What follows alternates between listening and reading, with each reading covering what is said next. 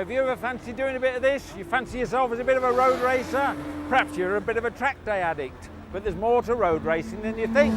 We're now at Alton Park. This is for a practice day, and we're going to team up with Nigel May, who's a rookie racer in his first season. So let's see what it's all about. Now, Nigel, I've referred to you as a rookie racer. Tell us, what does that mean? Well, in fact, you told me you were a rookie. Yes. So what's all that about? Well, a rookie basically just means that you have never raced before for a full season. Right.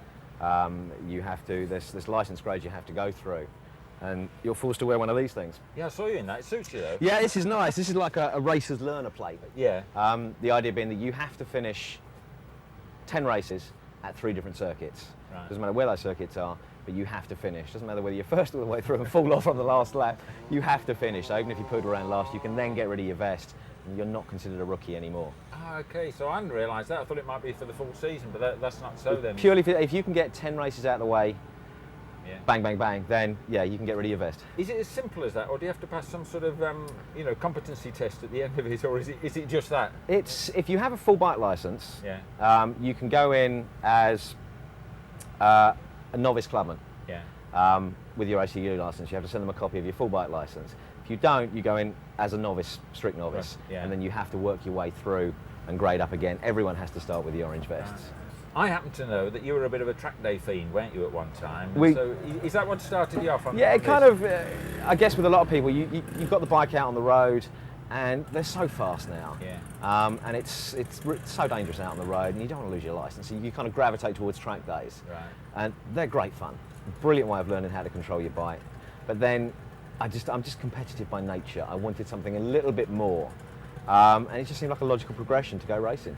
You were on an R1, was it, or a GSXR? We had a GSXR first and then an R1, which yeah. was the last road bike I had. Yeah, and so those are your track day tools. They all went, and to start funding this, really. Yeah. Well, interesting. I mean, the sensible, or I won't say sensible, the logical thing would seem to say, oh, well, I've already got my R1, I've knocked it about a bit, I'll use that. So why don't you use that for your novice racing? You've got to choose what class you want to go into. Yeah. There's so many classes. Yeah, sure, you could take your R1 out, you could basically just strip off the road bits and you could race it.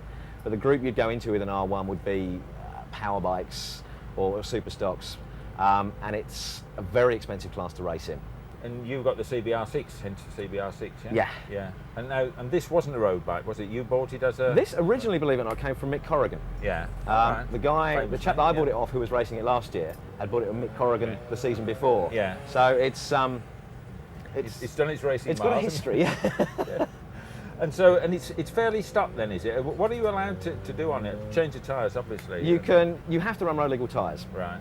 But they're now getting to the point where I certainly wouldn't want to use these on the road. Right. You know, they'd get me to the local shops. Super stickies, are they? Yeah, they get you to local shops and be useless. Yeah. But around here, they're good for probably 4 races before they start to give up a little bit. So there's something else in there. No slicks in this class then? No slicks at all. It's got to be road even legal at world tyres. level, it's no slicks. It's Oh. road legal tyres. Yeah. But these pretty much have like an inch worth of slick around both sides. Yeah. So while it's dry, it's fantastic.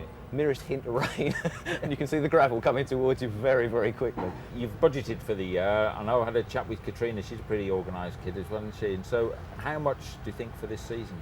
Deep breath. Yeah. By the end of the year, probably the best part of £15,000. Well, that's a lot of money. Just a tad. But equally, that's not the end of the story yet. Stay with us and we'll be back later in the programme.